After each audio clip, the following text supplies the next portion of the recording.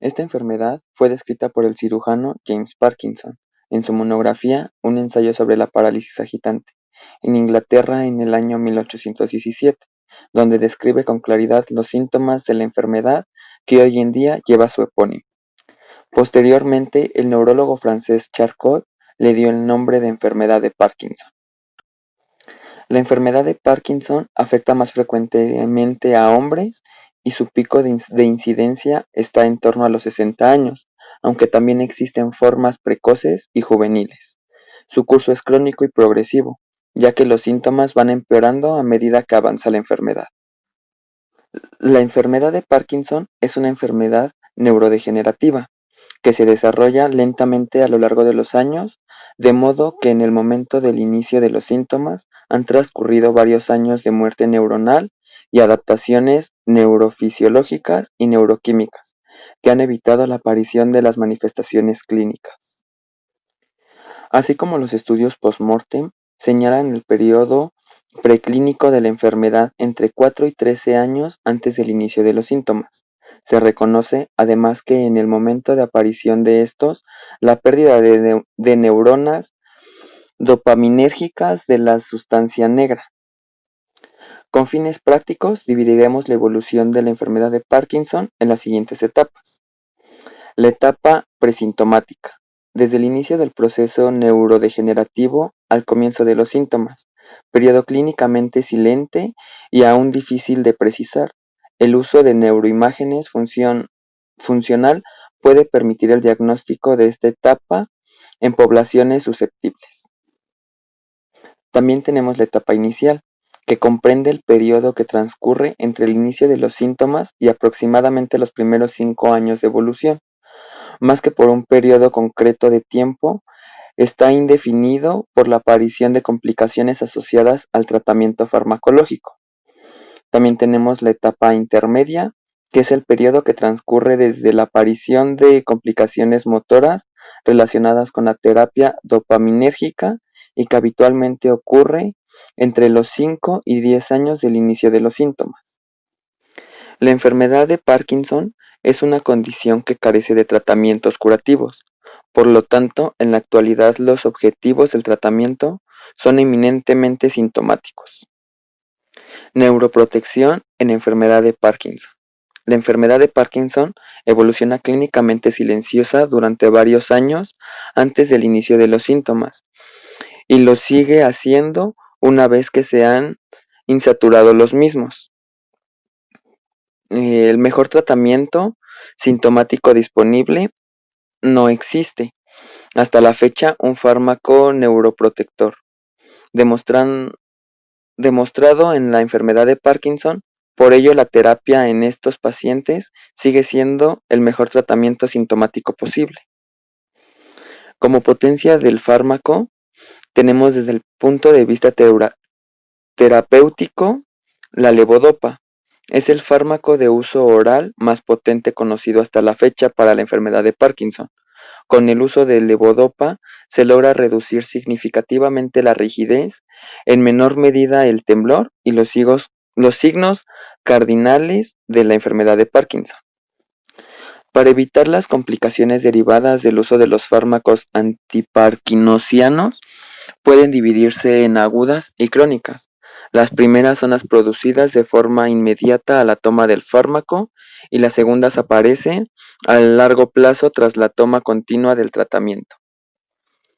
Tenemos las agudas, que es la tolerancia digestiva y las complicaciones cardiovasculares. En la primera, la principal complicación de los fármacos dopaminérgicos al inicio del tratamiento es digestiva. Muchos pacientes desarrollan náuseas e incluso vómitos con cada toma, secundario a la estimulación dopaminérgica sobre centros vulvares. Y en las complicaciones cardiovasculares, la hipertensión ortostática es relativamente frecuente, aun cuando habitualmente es bien tolerada y fácil de resolver con medidas generales. En algunos casos puede ser intenso y limitar el uso de estos fármacos. De aquí vienen las crónicas, que tenemos las complicaciones motoras de la enfermedad de Parkinson, que aparecen como complicaciones del tratamiento con levodopa, generalmente en pacientes con enfermedad avanzada. Y tenemos las complicaciones psiquiátricas, de la aparición de complicaciones psiquiátricas, que es relativamente frecuente en etapas avanzadas de la enfermedad, pero rara vez se presentan en la etapa inicial del tratamiento. Mecanismo de la patología. La base fisiopatológica de la enfermedad del Parkinson es la disfunción del sistema de los ganglios basales, como consecuencia de la depresión de dopamina. Las manifestaciones clínicas típicas aparecen a partir de la pérdida de un 70% de la dopamina. Los ganglios basales son núcleos subcorticales que incluyen el cuerpo estriado, caudado y putamen, globo pálido externo e interno, núcleo rojo, núcleo subtalámico, sustancia negra pars compacta, sustancia negra pars reticulada y núcleos ventral lateral y anterior del tálamo. Mecanismo de la patología. La base fisiopatológica de la enfermedad del Parkinson es la disfunción del sistema de los ganglios basales, como consecuencia de la depresión de dopamina. Las manifestaciones clínicas típicas aparecen a partir de la pérdida de un 70% de la dopamina. Los ganglios basales son núcleos subcorticales que incluyen el cuerpo estriado,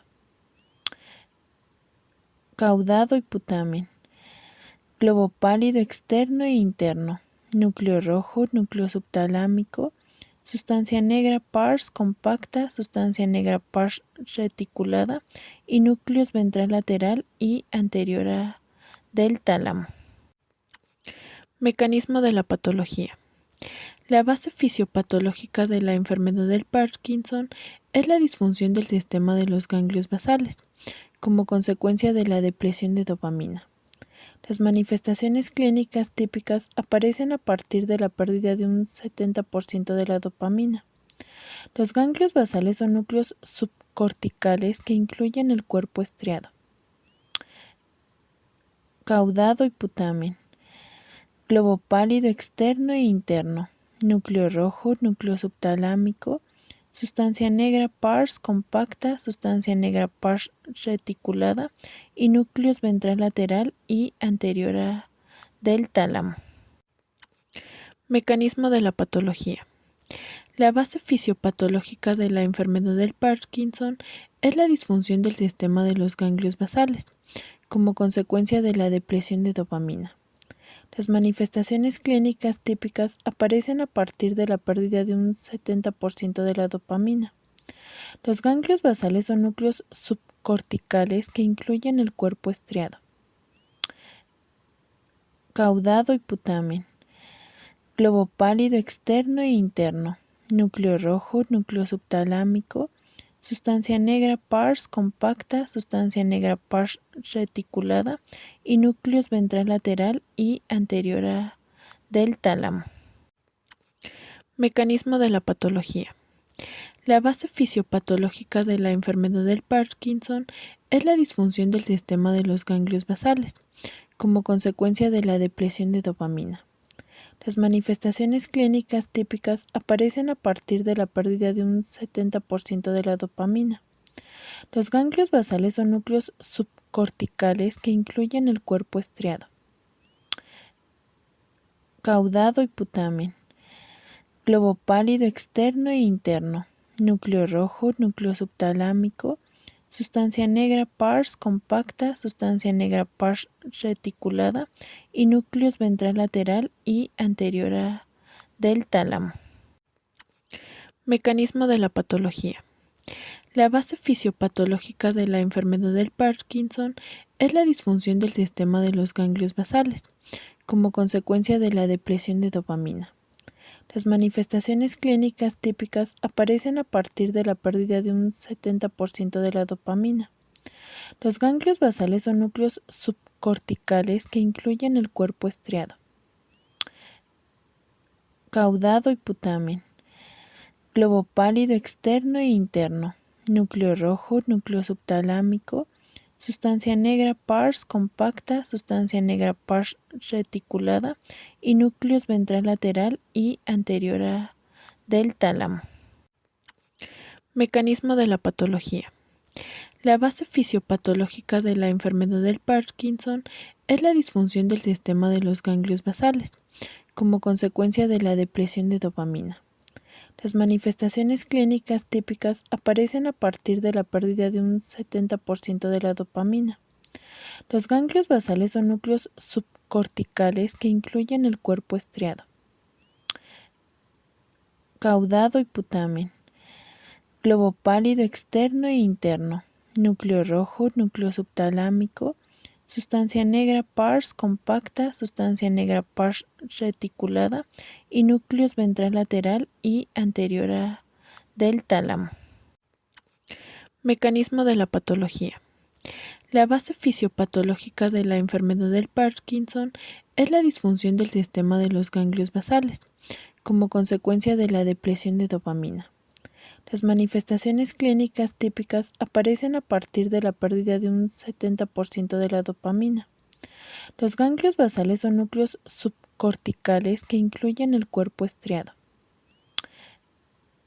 caudado y putamen, globo pálido externo e interno, núcleo rojo, núcleo subtalámico, sustancia negra pars compacta, sustancia negra pars reticulada y núcleos ventral lateral y anterior del tálamo.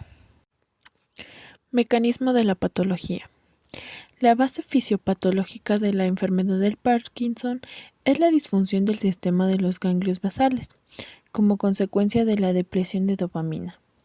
Las manifestaciones clínicas típicas aparecen a partir de la pérdida de un 70% de la dopamina. Los ganglios basales son núcleos subcorticales que incluyen el cuerpo estriado, caudado y putamen. La mutación de las proteínas parquina y ubiquitina C-terminal hidrolasa L1, o mejor conocida como UCHL1, también se relaciona con una forma hereditaria de la enfermedad del Parkinson. Las mutaciones en los genes que codifican para estas proteínas originan la acumulación de dopamina en el citoplasma y disminuyen la eliminación de las formas tóxicas de la alfa-sinucleína. Ambas mutaciones favorecen la formación de poros en las vesículas sinápticas, lo que incrementa la salida de dopamina al citoplasma e inhiben el reciclado de estas vesículas, y estos eventos aumentan la acumulación de dopamina libre en el citoplasma. La mutación de estas proteínas afecta el adecuado funcionamiento de las neuronas dopaminérgicas de la vía nigroestriatal y provocan la muerte de estas neuronas. Ahora, el origen del proceso de degeneración que sufren las neuronas dopaminérgicas podría estar en la disfunción mitocondrial, en la agregación de alfa-sinucleína, en la alteración de autofagia, en el estrés del retículo endoplasmático o en la desregulación de la homeostasis intracelular de calcio. Ahora voy a explicar un poco de estos procesos de degeneración que sufren como tal las neuronas dopaminérgicas. Como número 1 tenemos lo que es la disfunción mitocondrial, que se ha evidenciado en la disminución de la actividad del complejo 1, de la cadena transportadora de electrones, un mecanismo similar al mediado por el MPTP, que es una toxina ambiental que causa parkinsonismo y muerte de neuronas dopaminérgicas de la SN-pars compacta. La mutación de las proteínas parquina y ubiquitina C-terminal hidrolasa L1, o mejor conocida como UCHL1, también se relaciona con una forma hereditaria de la enfermedad del Parkinson. Las mutaciones en los genes que codifican para estas proteínas originan la acumulación de dopamina en el citoplasma y disminuyen la eliminación de las formas tóxicas de la alfa-sinucleína. Ambas mutaciones favorecen la formación de poros en las vesículas sinápticas, lo que incrementa la salida de dopamina al citoplasma e inhiben el reciclado de estas vesículas, y estos eventos aumentan la acumulación de dopamina libre en el citoplasma. La mutación de estas proteínas afecta el adecuado funcionamiento de las neuronas dopaminérgicas de la vía nigroestriatal y provocan la muerte de estas neuronas. Ahora, El origen del proceso de degeneración que sufren las neuronas dopaminérgicas podría estar en la disfunción mitocondrial, en la agregación de alfa-sinucleína, en la alteración de autofagia, en el estrés del retículo endoplasmático o en la desregulación de la homeostasis intracelular de calcio. Ahora voy a explicar un poco de estos procesos de degeneración que sufren como tal las neuronas dopaminérgicas. Como número 1 tenemos lo que es la disfunción mitocondrial, que se ha evidenciado en la disminución de la actividad del complejo 1, de la cadena transportadora de electrones, un mecanismo similar al mediado por el MPTP, que es una toxina ambiental que causa parkinsonismo y muerte de neuronas dopaminérgicas de la SN-Pars compacta. La mutación de las proteínas parquina y ubiquitina C-terminal hidrolasa L1, o mejor conocida como UCHL1, también se relaciona con una forma hereditaria de la enfermedad del Parkinson. Las mutaciones en los genes que codifican para estas proteínas originan la acumulación de dopamina en el citoplasma y disminuyen la eliminación de las formas tóxicas de la alfa-sinucleína. Ambas mutaciones favorecen la formación de poros en las vesículas sinápticas, lo que incrementa la salida de dopamina al citoplasma e inhiben el reciclado de estas vesículas, y estos eventos aumentan la acumulación de dopamina libre en el citoplasma. La mutación de estas proteínas afecta el adecuado funcionamiento de las neuronas dopaminérgicas de la vía nigroestriatal y provocan la muerte de estas neuronas. Ahora, el origen del proceso de degeneración que sufren las neuronas dopaminérgicas podría estar en la disfunción mitocondrial, en la agregación de alfa-sinucleína, en la alteración de autofagia, en el estrés del retículo endoplasmático o en la desregulación de la homeostasis intracelular de calcio. Ahora voy a explicar un poco de estos procesos de degeneración que sufren como tal las neuronas dopaminérgicas. Como número 1 tenemos lo que es la disfunción mitocondrial, que se ha evidenciado en la disminución de la actividad del complejo 1, de la cadena transportadora de electrones, un mecanismo similar al mediado por el MPTP, que es una toxina ambiental que causa parkinsonismo y muerte de neuronas dopaminérgicas de la SN-Pars compacta. La mutación de las proteínas parquina y ubiquitina C-terminal hidrolasa L1, o mejor conocida como UCHL1, también se relaciona con una forma hereditaria de la enfermedad del Sintomatología de Parkinson. Los síntomas motores de la enfermedad de Parkinson se manifiestan clínicamente por síntomas motores, que son la bradicinesia, el temblor, la rigidez y la inestabilidad postural. Otros síntomas son la micrografía y dificultad para realizar tareas finas. Estos síntomas inician de forma asimétrica y gradualmente se va afectando al lado contrario. El síntoma inicial más frecuente es el temblor de reposo, con una frecuencia de 3 a 6 ciclos por segundo, y aunque es el síntoma más visible, no es el más discapacitante. La rigidez es una resistencia pasiva al movimiento tanto de los grupos flexores como extensores, y a lo largo de todo el arco de movimiento. La rigidez se hace evidente como una rueda dentada. La bradicinesia se define como la lentitud para iniciar y continuar los movimientos, así como la dificultad para ajustar la posición corporal. La inestabilidad postural es uno de los últimos síntomas motores en aparecer. Se debe a una pérdida de reflejos posturales. Existen los síntomas motores secundarios, que incluyen distonia, fatiga, alteraciones de coordinación motora fina y gruesa, posición inclinada hacia adelante, acaticia, hipofonía, disartría. Síntomas no motores. Se han descrito síntomas no motores como los trastornos neuropsiquiátricos del sueño, síntomas autonómicos, síntomas gastrointestinales, sensitivos y otros síntomas como fatiga, seborrea y pérdida de peso.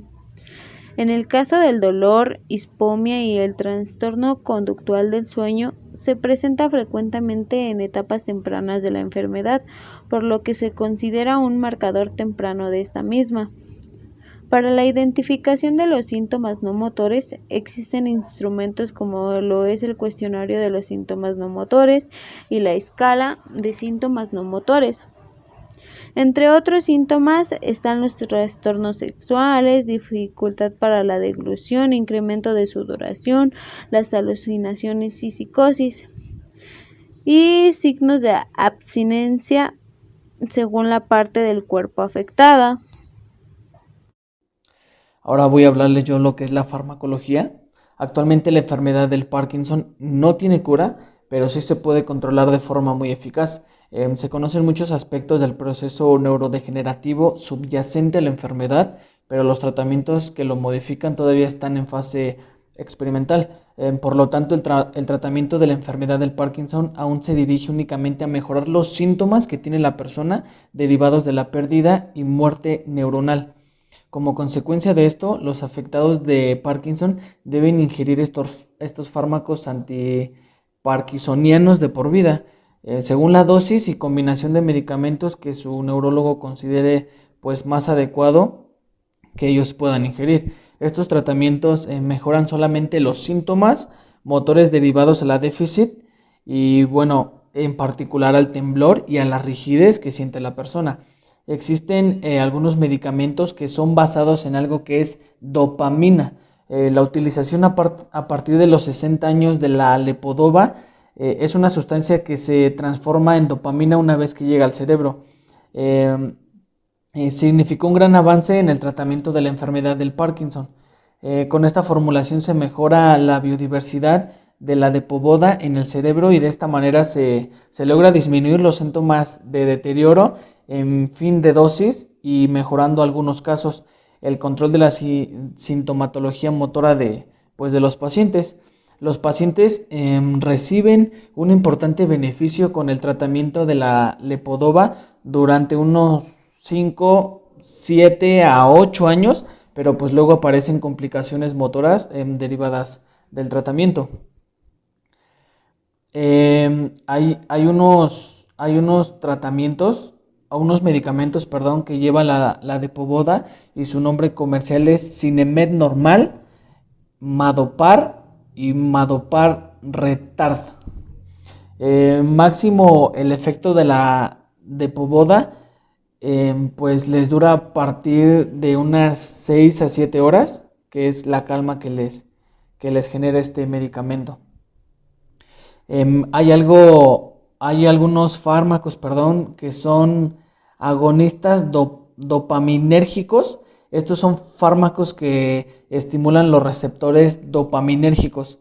Estos fármacos, aparte de estimular estos receptores, tienen actividad sobre otros sistemas neuroquímicos. Son principales responsables de sus efectos secundarios o de la mejora de los síntomas. Esta sería como en la depresión. Son el tratamiento de elección de muchos neurólogos en el paciente con enfermedad de Parkinson de inicio temprano, o sea que van iniciando con esa enfermedad, sobre todo pues son en los pacientes jóvenes. La utilización de estos fármacos se hace con la finalidad de retrasar el inicio de la levodopa. Los agonistas dopaminérgicos, aunque en menor grado la levodopa, producen complicaciones motoras a largo plazo, aunque también son menos eficaces en el control de los síntomas motores. El avance de estos fármacos ha sido el conseguir una estimulación dopaminérgica continua, lo que permite en pacientes de inicio temprano una estimulación más fisiológica, y en pacientes más avanzados permite controlar de forma más eficaz las fluctuaciones motoras. Ahora les voy a hacer mención de algunos medicamentos que pueden ser utilizados, que se llama selegilina. Este se administra 2 veces al día. Al degradarse produce un derivado de las anfetaminas que puede producir insomnio cuando no se administra a primeras horas del día. Hay otro que se llama rasagilina. Esta se administra una sola vez al día, no se metaboliza en derivados anfetamínicos y tiene más afinidad sobre la enzima que la selegilina, por lo que minimiza los efectos pues secundarios que puede provocar este medicamento. Hay otro que se llama safinamida. Este se administra una sola vez al día. La dosis es de 50 miligramos y tiene un efecto único inhibidor. Este también tiene un efecto antiglutamatérgico que se considera responsable a la mejora de determinados síntomas no motores y a la disminución a largo plazo del riesgo de disinescencias. Ahora les voy a hablar de sistemas de infusión farmacológica continua. Los pacientes con enfermedad de Parkinson avanzada padecen fluctuaciones motoras complejas y disinesías graves. Los fármacos administrativos mediante infusores o bombas de perfusión suponen una aproximación a la estimulación dopaminérgica continua, que es la estrategia en el tratamiento de la enfermedad del Parkinson con fluctuaciones motoras. Estos fármacos reducen considerablemente el tiempo diurno y permite reducir o retirar del todo la medicación antiparkinsoniana. Existen dos sistemas disponibles en la actualidad, que pues es infusión subcutánea de aporfomina y la otra es subcutánea. También existe dentro de la farmacología del Parkinson, existe lo que son las cirugías. Hay unas cirugías que son llamadas irreversibles. Estas consisten en lesionar quirúrgicamente ciertos núcleos del cerebro que funcionan de forma exagerada en la enfermedad del Parkinson, reduciendo temblores pues que son muy excesivos, rigidez, y bueno, este tipo de intervenciones prácticamente no se realizan pues en la actualidad. Variantes de la técnica: talamotomía, palidotomía y subtalamotomía. Se está desarrollando una nueva técnica lesional realizada a través de ultrasonidos de alta intensidad, pero en la enfermedad del Parkinson está en fase de experimentación todavía, porque pues no saben cómo podría reaccionar un paciente al momento que pues se le haga ese tipo de cirugía. Y existen las cirugías también que son reversibles, consisten en estimular eléctricamente una serie de núcleos cerebrales, sin dañarlos a través de la implantación de unos electrodos que pues al activarse desde el interior modulan y controlan los síntomas parkinsonianos. Se conoce a esta técnica como una estimulación cerebral profunda. El núcleo más frecuentemente estimulado es el subtálamo, aunque pues también es posible realizarlo en el globo pálido. Es la técnica neuroquirúrgica más contrastada y con mejor resultados que ha tenido hasta este momento.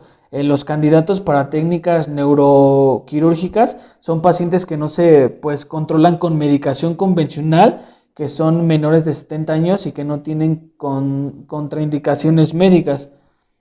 También pues no sufren demencia ni complicaciones neuropsiquiátricas. También dentro de la farmacología del Parkinson hay algo que se llama injertos cerebrales, que es lo que vimos hace un rato de las cirugías. Y bueno, por último también hay tratamientos de los síntomas que no son motores. La enfermedad del Parkinson afecta a muchas estructuras cerebrales. En los últimos años se está teniendo muy en cuenta los síntomas no motores que presentan los pacientes. Se ha demostrado que estos a largo plazo interfieren mucho en su calidad de vida. Es muy importante identificarlos y ponerlos en tratamiento para aliviarlos y mejorar en la mejor medida posible al afectado del Parkinson. Los tratamientos son muy diversos y varían mucho de un paciente a otro. Los síntomas no motores son como los trastornos de sueño, trastornos de conducta del sueño, insomnio o somnolencia. También existen lo que son trastornos autonómicos, que es el estreñimiento, hipotensión ortostámica y urgencia miccional. Existe lo que también son Mecanismos de acción de los fármacos más comunes. Como número 1 tenemos el fármaco carbidopa, o mejor conocido como levodopa, Sinemet. La carbidopa es un inhibidor de la descarboxilasa de los aminoácidos aromáticos que se utiliza en combinación con la levodopa para el tratamiento de la enfermedad del Parkinson. La adición de carbidopa permite que se utilicen unas dosis más bajas de la levodopa, una respuesta más suave para el tratamiento, y minimiza ciertas reacciones adversas tales como náuseas y vómitos. Los pacientes con respuestas marcadamente irregulares, mecanismo on-off, a la levodopa no se benefician de la adición de carbidopa. Ahora, el mecanismo de acción como tal. La carbidopa es un inhibidor no competitivo de la descarboxilasa, que cuando se administra con levodopa inhibe la conversión periférica de la levodopa en dopamina por la descarboxilasa de L-aminoácido aromático. Esto da lugar a un aumento de la cantidad de levodopa disponible para su transporte al sistema nervioso central. Debido a que la carbidopa no cruza la barrera sangre-cerebro, la carbidopa no afecta el metabolismo de la levodopa en el CNC. Esta también aumenta la biodisponibilidad de la levodopa mediante la inhibición del metabolismo de la levodopa en el tracto digestivo. Menos de 1% de levodopa alcanzaría al SNC si se administrara sin carbidopa. Esta reduce la dosis de levodopa, como ya se mencionó, requerida para producir un efecto dado en aproximadamente el 75%, es decir, 74% más de lo que haría actuando sola. Cuando se administra con levodopa, la carbidopa aumenta tanto los niveles de plasma como la semivida de la levodopa en plasma y disminuye los niveles de dopamina y ácido omavanílico en el plasma y en la orina. En los estudios clínicos, la administración simultánea de carbidopa y levodopa en comprimidos separados produjo una mayor excreción urinaria de la levodopa en relación con la excreción de dopamina cuando se compara con dos medicamentos administrados en momentos separados. Esta también inhibe la descarboxilación periférica de oxytriptano a serotonina por la descarboxilasa del ácido L-aminoácido aromático. Por lo tanto, más oxytriptano está disponible para su transporte en el CNC a las dosis recomendadas. Carbidopa no obtiene efectos farmacodinámicos manifiestos. Ahora, la carbidopa, o mejor conocido como lodocin, cuando la levodopa se toma oralmente, la enzima dopa-decarboxilasa convierte una parte de la dosis en dopamina antes de que ésta pueda entrar al cerebro.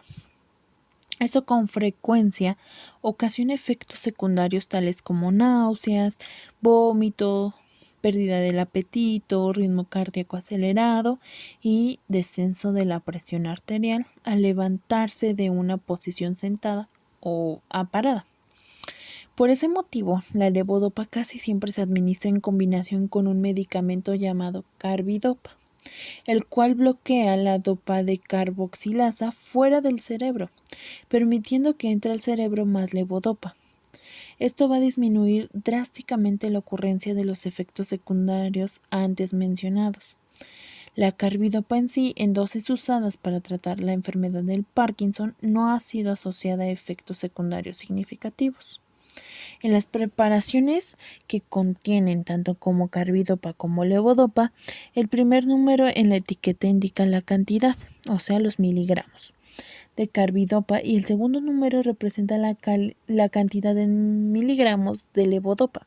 O sea, una tableta de Cinemet es 25-100. Contiene 25 miligramos de carbidopa y 100 miligramos de levodopa, es decir, una proporción 1:4. La mayoría de las personas requieren de 75 a 150 miligramos de carbidopa al día para evitar con eficacia que la levodopa sea metabolizada en dopamina antes de llegar al cerebro. Si se necesita más carbidopa para mejorar o manejar los efectos secundarios, un médico puede recetar que se agreguen 25 miligramos de carbidopa a la dosis de la tableta de Cinemet 25-100. El hecho de agregar 25 miligramos de carbidopa aumenta la proporción de carbidopa a levodopa, es decir, de 1:4 que pasa a 1:2. El mejor ejemplo quedaría 25 más 25 nos va a dar 50 miligramos de carbidopa y 100 miligramos de levodopa. Las ventajas de utilizar lo que es la carbidopa en combinación con levodopa incluyen: 1. Disminuir efectos secundarios de la dopamina tales como las náuseas. 2. Disminuir la dosis diaria total requerida de levodopa. 3. Permitir que las personas tomen vitamina B6, la cual disminuirá de otra manera la eficacia de la levodopa.